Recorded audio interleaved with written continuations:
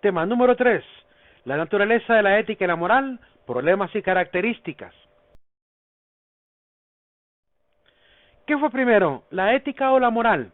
Supongamos que en un acto hay una víctima y un victimario.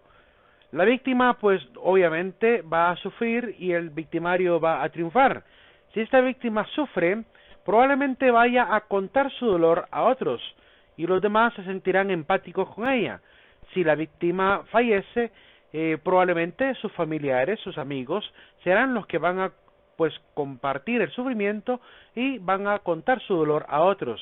De este dolor compartido y de esta sociabilización del acto moral, va a surgir la reflexión.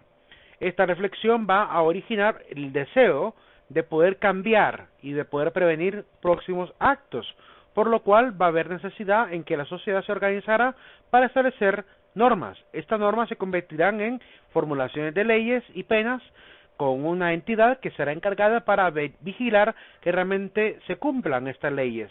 De esta manera, pues, van a poder juzgar posteriores actos.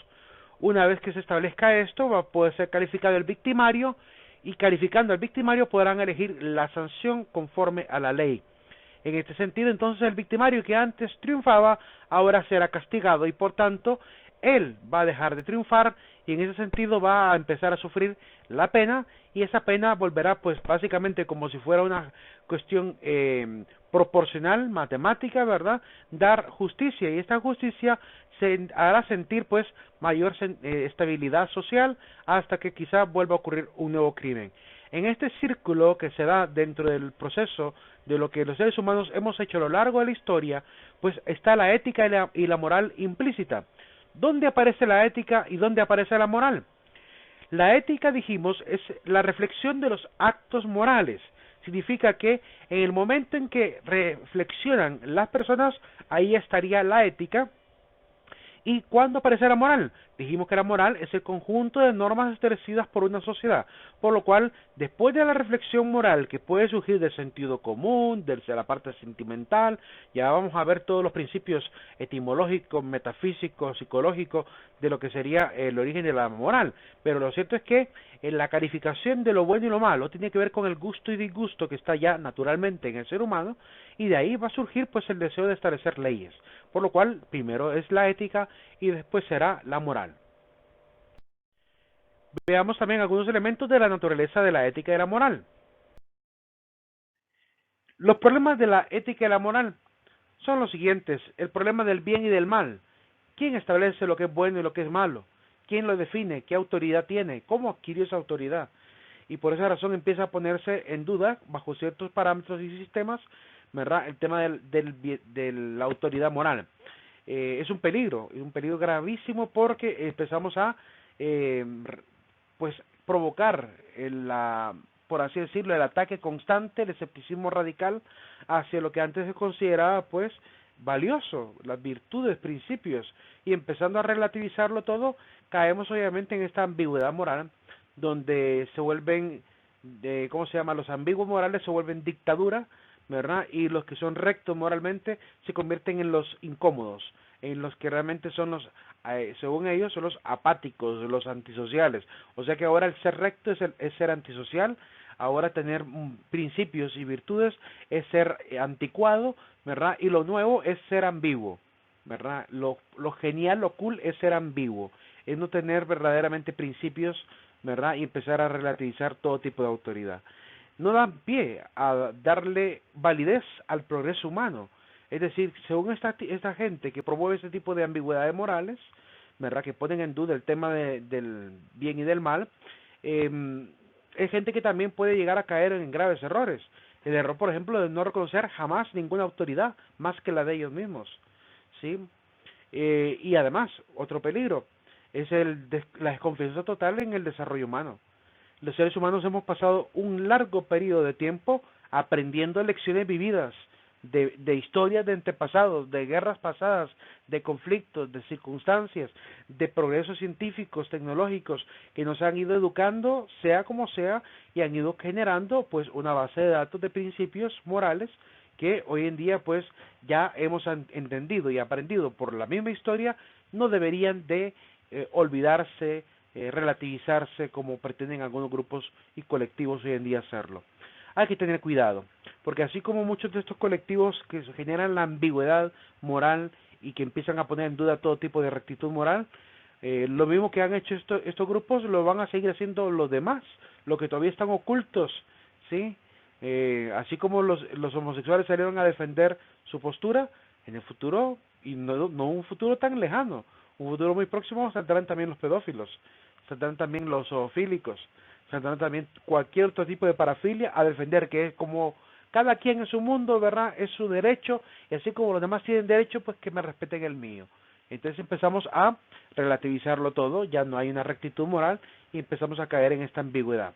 Por lo cual, el problema de lado al tema del relativismo es el tema del universalismo. Si es moral o no buscar de alguna manera establecer parámetros universales. Eh, la famosa frase que tanto temen muchos grupos del nuevo orden social, que hay grupos con mentalidad conspiranoica y consideran pues que cuando algunos líderes se refieren al nuevo orden mundial, necesariamente se refieren a un nuevo gobierno. Y no necesariamente se refiere a eso, también se refiere al orden moral, un nuevo orden moral mundial, ¿verdad? De tal forma que se acaben primero las guerras, las explotaciones, la corrupción, que sea un parámetro universal para que ya acabemos con el asunto y el problema que la humanidad ha venido sufriendo por muchos miles de años, ¿verdad? Que es obviamente el acaparamiento, la explotación, la erradicación, la violencia, tantas cosas que hay que erradicar de la cultura humana para ser realmente una cultura pues amable para sí misma, ¿verdad? Entonces el tema es, ¿relativizamos toda la moral o buscamos universalizarla? ¿Qué será lo más beneficioso? ¿Qué será lo menos dañino? ¿Cuál será el mal menor? El segundo tema fundamental es la libertad, el placer y el instinto. Libertad o control. ¿Debo realmente darle rienda suelta a mis deseos? ¿O por el contrario, debo aprender a refrenarlos? ¿Verdad? Ese dilema pues se vuelve un problema moral. También el tema de la deontología. ¿Hasta dónde estoy yo obligado a obedecer? ¿Hasta dónde debo tener respeto por lo demás? Es decir, que cuando un régimen, por ejemplo, se vuelve una dictadura, ¿hasta dónde debo yo tolerar una dictadura, por ejemplo? ¿O debo ser siempre intolerante? ¿Quién define esto? Obviamente solo la reflexión moral, ¿verdad? El aprendizaje histórico nos puede llevar a entender realmente hasta dónde llegan mis deberes y hasta dónde llega el derecho del otro. 4. La axiología y los axiomas. Hay que establecer una jerarquía de valores. ¿Por qué será importante establecer esa jerarquía? ¿Cuál será la utilidad? ¿Y de dónde proceden los valores? ¿De una raíz emocional o de una raíz racional? ¿Viene porque están ligados a los sentimientos o porque el intelecto se encarga de establecerlo? Esa reflexión obviamente genera también un problema filosófico moral. El tema de la diversidad de sistemas morales. ¿Cuál de todos los sistemas sería el mejor? ¿Y por qué no tener un solo sistema? ¿Por qué proponer la diversidad y no la unidad? ¿Verdad? Entonces, ante esto, obviamente, es un tema moral importante, porque hay algunas ideologías, tanto políticas como religiosas, que pueden ser muy beneficiosas, pero también hay otras que pueden ser muy dañinas, ¿sí? Y que podrían generar también grandes conflictos. Es un tema de revisión moral que siempre lo vamos a hacer. 6. El fin y los medios. La pregunta fundamental, ¿el fin justifica los medios? ¿Debo atenerme a los medios para antes de llegar al fin? ¿Verdad? ¿Qué es lo más moral? ¿Qué es lo más ético? Y aunque la frase no haya sido dicha literalmente por Nicolás Maquiavelo, lo cierto es que él tenía un pensamiento que se define muy bien con el término maquiavélico como lo manejamos hoy, ¿verdad? Es decir, que era un pensamiento político, social, donde él enseñaba claramente en una de sus doctrinas, entre la obra del príncipe, enseñaba que cuando no hay ninguna alternativa, pues hay que atenerse a los fines. Es decir, si no queda de otra, pues el fin es lo último que importa. Y esto es lo que llamamos pues el maquiavelismo. Pero como hay algunos filósofos que dicen que es injusto tratar a Maquiavelo de maquiavélico, entre comillas, hay otros que dicen que no, que sí merece realmente el término. Bueno, cuestión de posturas. Lo cierto es que el fin justifica los medios es un tema y un dilema moral importante. Otros problemas de la ética: el tema del carácter, de la integridad, de la urbanidad y la higiene, los límites de la ciencia, hasta dónde el hombre puede llegar con el estudio, por ejemplo, del genoma humano antes de quebrantar el principio de dignidad, la dignidad y libertad humana, los valores humanos, ¿verdad? Cómo instaurarlos, cómo enseñarlos, cuántos hay, qué categorías existen, el deber humano. Otro problema es el utilitarismo ético, los conflictos sociales, la economía de recursos naturales y artificiales, la espiritualidad humana. Estos sin más problemas trataremos de ir abarcando poco a poco, no los abarcaremos todos porque necesariamente el contenido pues es muy amplio, sí, pero tocaremos la frontera de cada uno, ¿verdad? Al menos de la mayoría tocaremos las fronteras y llegaremos a expandir algunos que otros de los problemas enumerados. Gracias a los problemas anteriores han aparecido concepciones de la ética, es decir, sistemas morales que bajo el patrocinio o dirección de un filósofo o más precursores han venido pues pretendiendo dar solución a estos famosos problemas. Enumeramos algunos de estos sistemas: el intelectualismo de Sócrates, la ética de la virtud de Platón y Aristóteles, la ética estoica y epicúrea tocando el tema de la sobriedad versus el placer, el tema de la ética religiosa también, que es un sistema más completo, muy amplio, ¿verdad? Porque incluye, además de la Biblia, los primeros libros históricos posteriores a la Biblia, como la Didaje, que es un libro también de carácter doctrinal, ¿verdad? Todos los escritos de los padres de la Iglesia, de los, ¿cómo se llama?, apologistas, también, que apelaban al tema de la moralidad contra un sistema de pensamiento romano, ¿verdad?, lleno de orgías, bacanales, ¿verdad?, y de todo ese tipo se podría decir, de corrupción moral. Entonces, también los escritos de los apologistas son importantes. También los escritos de los doctores de la Iglesia y últimamente, pues, de todo el magisterio de los papas, ¿verdad?, hasta los últimos compendios, por ejemplo, el compendio de la doctrina social de la Iglesia, que abre bastante los temas y toca muchos temas de carácter también ético del siglo presente, ¿verdad? Y que viene pues siendo un efecto dominó de lo que se planteaba en el Concilio Vaticano II en el año 62 al 65. También tenemos la ética formal de Immanuel Kant, tenemos también la ética colectiva de Friedrich Hegel, el utilitarismo de Jeremy Bentham y John Stuart Mill, y el pragmatismo de Charles Sanders Peirce, John Dewey y William James, que también vamos a ver parte del pragmatismo más adelante. La naturaleza de la ética. Veamos entonces cuáles son las características que posee tanto la ética como la moral. En este caso, primero, las de la ética. La ética es racional porque está basada en una metodología lógica. Esta metodología pues sigue una secuencia al menos de 3 pasos a nivel general. De manera más simple podríamos plantearlo en 3 pasos, como el paso donde se hace pues el trabajo de deliberación moral gracias a la inteligencia que poseemos.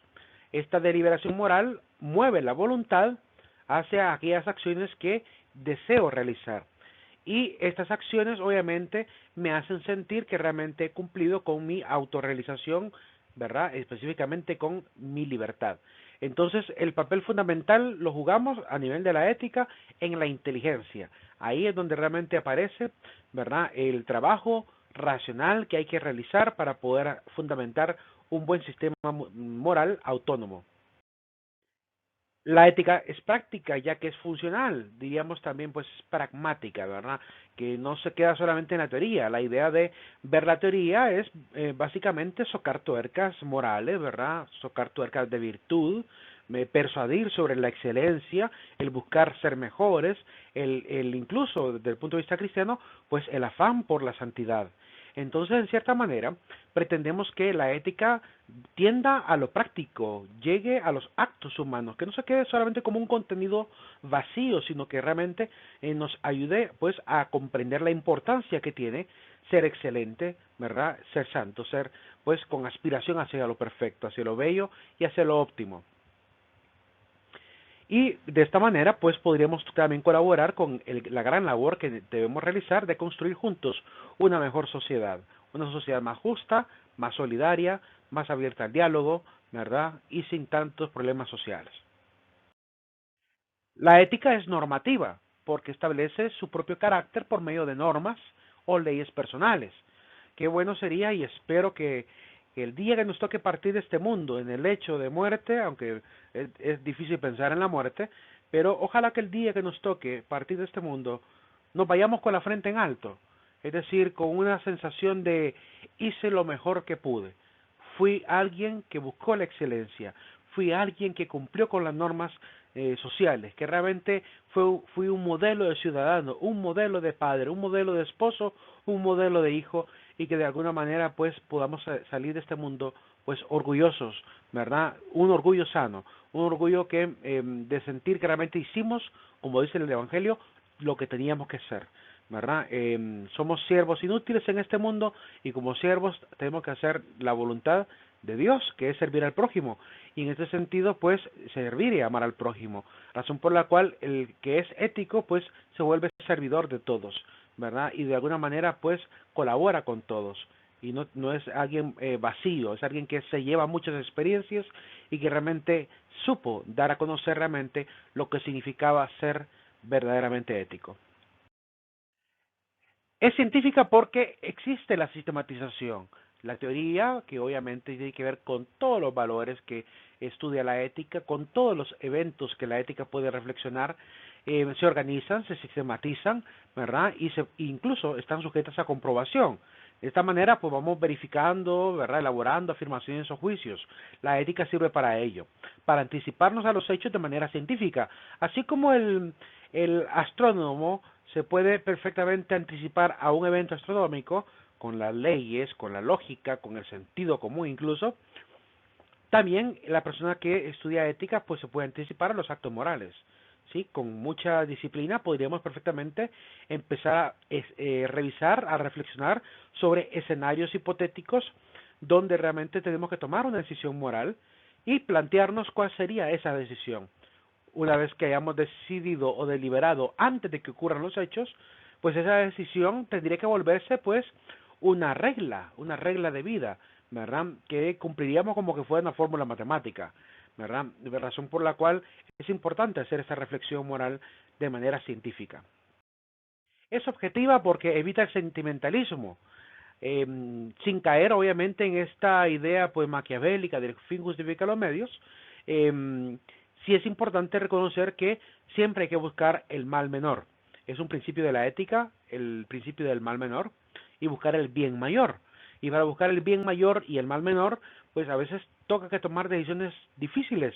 Por ejemplo, la decisión de un médico de tener que inyectar a un niño que tiene temor y pánico a una inyección, pero que de esa inyección podría depender la vida del infante.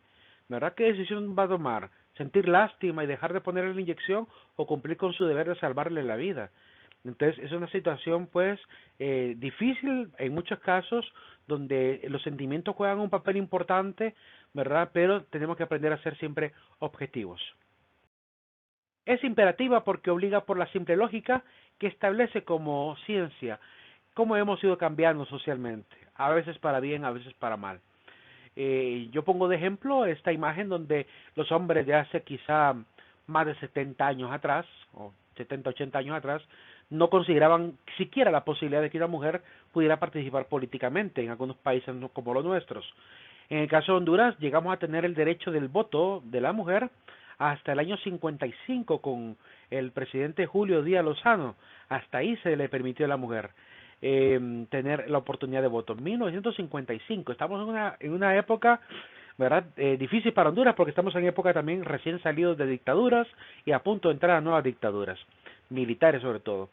Y se le reconoce en un gobierno difícil como el de Julio Díaz Lozano, se le reconoce este derecho, transformando obviamente la mentalidad de muchos hombres, ¿verdad? En parte el hecho de haberle negado el voto a la mujer respondía también a una situación cultural, la situación cultural de que a la mujer no se le daba oportunidad de estudiar, estaba para el hogar y desgraciadamente esa fue la convicción por muchísimo tiempo, ¿verdad? Y hoy sabemos que hay mujeres muy capaces que perfectamente pueden escalar en todos los niveles de la sociedad, convertirse en primeras damas, en presidentas, en ministras, como el caso de Angela Merkel en Alemania, ¿verdad? Y como que la presidenta de Argentina, Chamorro en el caso de Nicaragua, es decir que las mujeres pueden perfectamente escalar hasta donde quieran, ¿sí? Ser científicas, ser empresarias, pueden hacerlo perfectamente. Gracias a Dios hemos cambiado la dinámica de la sociedad y ahora las mujeres tienen muchísimas oportunidades, pero, pero también hay otros movimientos que están llevando el extremo de la solicitud de derechos a otros extremos, donde ya se pone en juego hasta la dignidad humana. Por ejemplo, cuando se pretende instaurar el tema del aborto. Ahí pues estamos jugando pues con fuego, porque en realidad por darle el derecho a la mujer estaríamos quitándole el derecho al infante que se está gestando, al ser humano que se está gestando en el vientre materno. Eh, y empezamos a cambiar hasta los términos por darle satisfacción a este tipo de pensamientos, ¿verdad? Cambiamos, en vez de llamarle ser humano en gestación, se le llama producto, como que fuera cualquier cosa, como que ese ser que está forjándose ahí no tuviera una independencia, un ADN completo, ¿verdad? Que estará programado para producir una vida compleja como la nuestra, ¿verdad? Y si nosotros tuvimos la oportunidad de nacer y crecer, ¿verdad? Y desarrollarnos, pues una criatura también tendría que tener esa posibilidad, aun cuando esté en el segundo uno de su aparición como óvulo fecundado. En el segundo uno ya empezó a tener la calidad, ¿verdad? Y la dignidad de un ser nuevo, porque se ha unido obviamente la vida del gameto masculino con el femenino y generan obviamente un nuevo ser, ¿verdad? Ahí, en el punto cero, ¿verdad? Apenas surge un segundo, el ser humano adquiere ya el derecho de dignidad. Pero se está poniendo en tela de juicio el tema de la dignidad humana, ¿verdad? Hay que tener cuidado porque la lógica hoy en día está olvidándose, se está dejando de lado el tema de la lógica. Y en vez de obligarnos a cumplir con los derechos por la lógica, estamos empezando a quebrantar la lógica y a obligarnos a creer lo que está incluso, ¿verdad?, contra lo que la ciencia ya había establecido. Estamos cayendo en una época bien difícil, ¿verdad? Y tenemos que aprender a levantar nuevamente la rectitud moral porque la estamos perdiendo. Vamos a terminar este tema con la naturaleza de la moral. Toca ver las características de la moral. La moral es global, maneja asuntos que pensamos que dañarían o beneficiarían significativamente a todos los seres humanos. Sin embargo, estamos en la situación, ¿verdad?, terrible de que la moral todavía no ha logrado ser lo suficientemente global, porque solamente va a ser global si existiese una moral universal, ¿verdad? Que en todos los países se cumpla, que en todos los países se respete, pero desgraciadamente tenemos demasiadas ambigüedades morales a nivel de los países. Mientras en un lugar algo es lícito, en otros es ilícito. Entonces tenemos que aprender a llegar a acuerdos, tenemos que volver nuevamente a hacer una revisión de la moralidad y quizá en el futuro los países tendrán que tomar la determinación de establecer eso que tanto temen, un nuevo orden, pero en este caso no global, sino un nuevo orden moral, donde realmente haya una sola moralidad, como se intentó hacer para la época de la Revolución Francesa, que se hizo la Declaración Universal de los Derechos del Hombre. Pues lo mismo habría que plantear una Declaración Universal de la Ley del Hombre, que realmente sea para que todo el mundo lo cumpla y se vuelva pues la eticidad, la ética y la moral evidenciada de manera positiva en un documento firmado y aceptado por todos los países del mundo para que realmente podamos ser una mejor sociedad. Mientras no logremos hacer eso, pues vamos a seguir soñando con utopías de paz, de solidaridad, de hermandad. Seguiremos soñando. La humanidad, mientras no logre esa madurez, no va a poder salir de sus circunstancias y seguiremos viendo escenarios dolorosos. La moral también se presupone que es inflexible. Significa que no se establece o va a cambiar por cuerpos de autoridad específico. Es que mi moral es más que la otra y mi moral es mejor que la otra e ir imponiendo una moral sobre la otra. ¿Sí? Esa lucha que normalmente se vuelve la moral en algo relativo, donde no hay una sola moral, sino que hay muchas moralidades y por tanto mi moral puede ser mejor que la tuya y la mía es la que tiene que defenderse. Entonces caemos en ese grave problema de perder el horizonte de la universalidad de la moral y por lo cual empiezan a sostenerse sistemas de pensamiento que son contrarios a la moral misma y todo por el afán de volvernos hegemónicos con la forma en que percibimos la realidad. Entonces hay que tener cuidado con estas nuevas interpretaciones de la moral, porque caemos en una especie, como he mencionado, pues de dictadura, donde pueden más los caprichos, pueden más las razones subjetivas que las objetivas. Tengamos cuidado con esa flexibilidad que hoy le estamos dando a la moralidad, porque tarde o temprano, si le hemos dado derechos a unos, tendremos que darle también a los demás, si realmente, entre comillas, se quiere ser justos, como lo maneja el mundo, una justicia completamente mal entendida. La moral también es valorativa porque obviamente se establecen en función de los valores sociales. No hay una tan sola regla en el mundo, en cualquiera de las leyes, que no esté en función de un valor. ¿Sí? Si yo de repente digo, va a pagar tanto por haberse robado una gallina, ¿verdad? El valor que estoy definiendo ahí es la honestidad. ¿Sí? Existe obviamente en cada una de las leyes un valor de trasfondo que ha generado pues el deseo de imponer la ley para poder sostener este valor o esta virtud o principio. La moral también es objetiva, es decir, que se basa en consideraciones imparciales. Por eso me encanta la imagen de esta diosa, de la diosa Temis, que ocupaban normalmente los griegos para hablar de la justicia y que los abogados han tomado a bien, ¿verdad?, poder utilizar como símbolo de la justicia, porque sale con una venda en los ojos, ¿verdad? La idea de la venda es que va a impartir justicia, dar a cada uno según lo que merece, sin ver a quién, ¿verdad? La intención de la venda es ser imparcial, darle a todos por igual. Sin embargo, hoy en día pues esta Temis es un poco traviesa y de vez en cuando se levanta la venda de los ojos para ver el billetito del soborno, ¿verdad? O incluso, porque hoy en día no solamente pagan con moneda, también pagan con cuerpo, entonces para ver otras cosas por ahí. Tengamos en consideración que la justicia, como realmente se entiende, se está perdiendo y la imparcialidad se está volviendo pues muy parcial, razón por la cual ya no existe la justicia como antes, ¿verdad? Ahora puede el más rico, el más poderoso o el más seductor, porque también la seducción entra en juego para acabar con la imparcialidad. El tema de la moral como técnica. La moral es técnica porque utiliza vocabulario, ¿verdad?, que es especial, que es parte de la retórica para poder hacer de las normas algo universalmente entendible, que no vaya a ser tergiversable, ¿verdad? Entre más claros sean los conceptos y más exactos sean, pues mayor se supone va a ser pura la ley, el derecho instaurado, razón por la cual va a evitar ambigüedades. Eso es lo que se persigue con ser demasiado técnicos al momento de redactar la ley. Y por último, la ética es coercitiva, es decir, se da por imposición de la autoridad que lo establece. Y como hemos visto, pues hay varias posibles autoridades. En el principio metafísico de la ética, hemos visto que pudo haber sido un ser universal que nosotros reconocemos como Dios, ¿verdad?, que pudo haber instaurado la moral. Pero también en la ética heterónoma, es decir, en el derecho, pues ahí también obviamente entra el Estado como parte de los que colocan normativas.